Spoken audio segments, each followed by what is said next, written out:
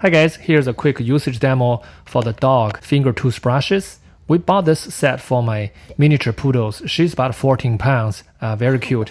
My veterinary doctor recommended us to using this silicone or BPA-free finger toothbrush for my dogs. She really enjoyed it. You can see the finger toothbrushes is a silicone. It's actually BPA-free with a 360-degree brushes covers. You know, the dogs really enjoyed it. She actually wanted doing more. This is a very good set.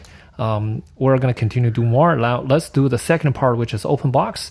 You can see this one has 5 finger toothbrushes, also including the plastic one. It's actually very compact size, about 5-inch long, 2¼ inch wide, about 1 inch thickness.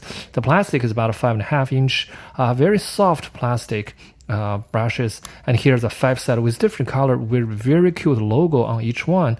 Let's try those green one. Very soft. It's about 2 inch long.